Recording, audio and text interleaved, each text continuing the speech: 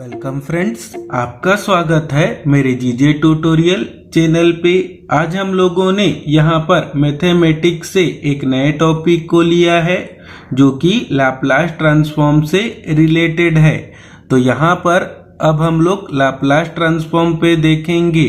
Laplace transform of elementary function f of t is equal to t to the power n। तो जब हम लोग Laplace transform पे अगर continuous time domain function f of t का value t to the power n लें तो उसका लाप्लास ट्रांसफॉर्म क्या होगा। तो आइए देखते हैं कि अब हम लोग जब f ऑफ t का value t to the power n है तो उसके लाप्लास ट्रांसफॉर्म को किस प्रकार से कैलकुलेट कर पाएंगे।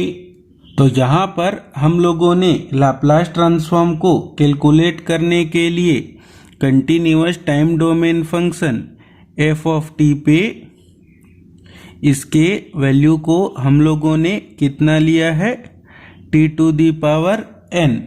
अब हम लोग यहाँ पर आगे इस t to the power n के लाप्लास ट्रांसफॉर्म को कैलकुलेट करेंगे।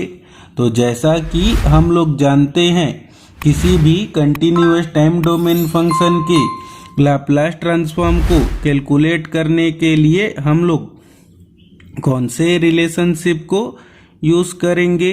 तो यहाँ पर हम लोग लिखेंगे L of f of t। तो यहाँ पर हम लोगों को पहले इक्वल का साइन बनाना होगा, फिर उसके बाद लिखना होगा इंटीग्रेशन के साइन को, जिसपे हम लोगों को लिमिट लेना होगा 0 टू इन्फिनिटी।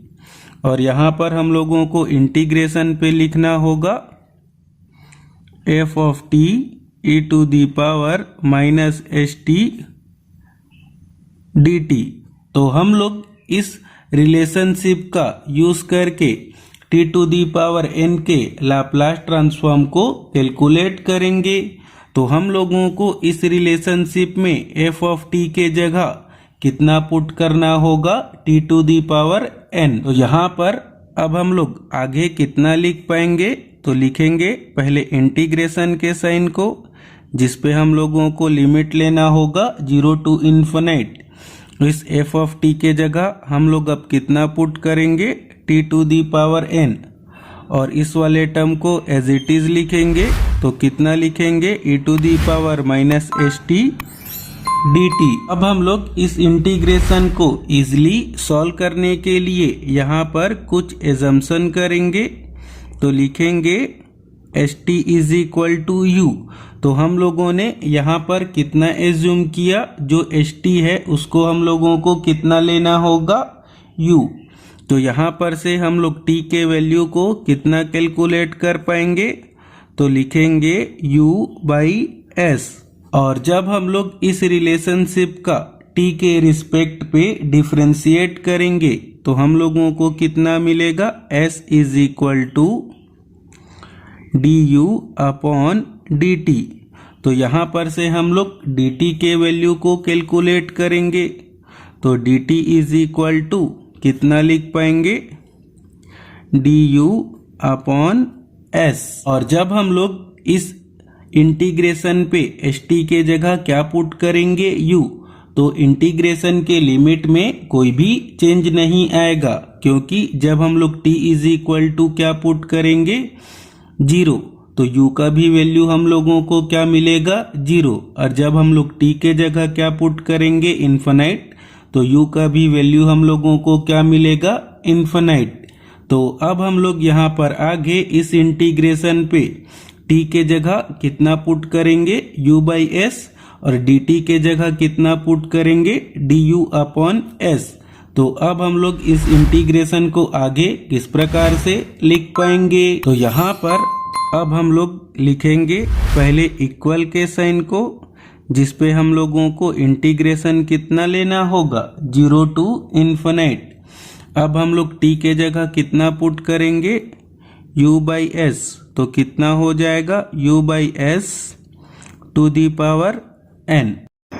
और e वाले टर्म को वैसा का वैसा ही लेना होगा। और e के पावर में जो माइनस st है उसको हम लोग कितना लिख पाएंगे? तो st के जगह हम लोगों को क्या पुट करना होगा? u। तो कितना हो जाएगा? e to the power minus u। और dt के जगह हम लोग कितना लिखेंगे? du upon s। अब हम लोग इस इंटीग्रेशन के रिलेशनशिप को सॉल्व करेंगे। तो इंटीग्रेशन के अंदर जो भी टर्म पे u होगा उसको इंटीग्रेशन के अंदर रखेंगे और जो s वाले टर्म होंगे उसको इंटीग्रेशन से हम लोग क्या ले लेंगे? बाहर। तो यहाँ पर हम लोग कितना लिख पाएंगे? 1 upon s to the power n into s। इसको हम लोगों ने ऐसा कैसे लिखा है? और जब हम लोग u by s to the power n को सॉल्व करेंगे तो न्यूमरेटर पे हम लोगों को कितना मिलेगा? u to the power n। और डिनोमिनेटर पे कितना मिलेगा? s to the power n।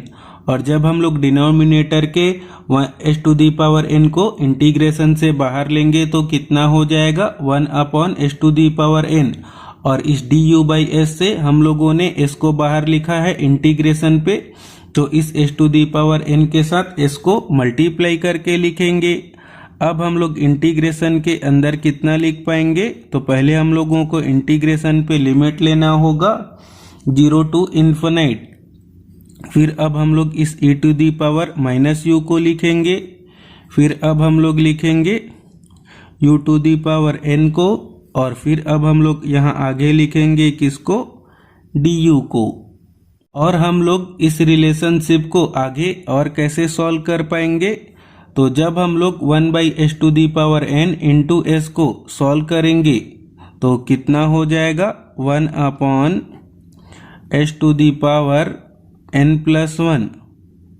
और इस वाले टर्म को एज इट इज लिखेंगे। तो यहाँ पर हम लोग लिख पाएंगे इंटीग्रेशन पे limit 0 to infinity e to the power minus u into u to the power n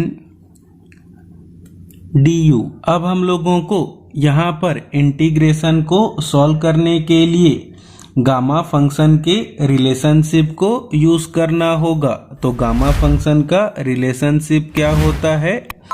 तो लिख पाएंगे gamma n plus 1 is equal to कितना होता है? तो पहले इंटीग्रेशन जिस पे हम लोगों को लिमिट लेना होगा 0 to infinite e to the power minus x into x to the power n dx।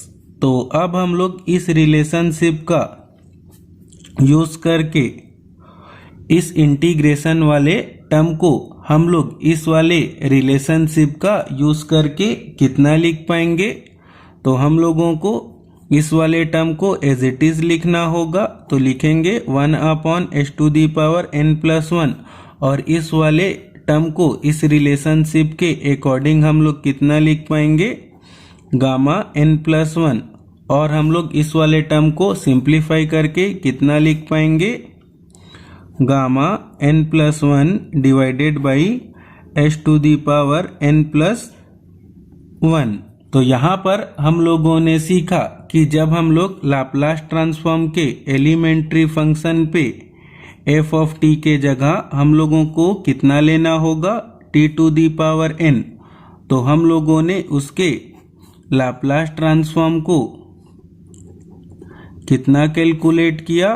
तो यहाँ पर हम लोग लिखेंगे न्यूमरेटर पे गामा n प्लस 1 और डिनोमिनेटर पे s to the power n plus 1। इसी के साथ ही हम लोगों का यह टॉपिक कंप्लीट हुआ, जिस पर हम लोगों ने सीखा कि लाप्लास ट्रांसफॉर्म के एलिमेंट्री फंक्शन पे f ऑफ t का value t to the power n हो तो उसका लाप्लास ट्रांसफॉर्म कितना होता है।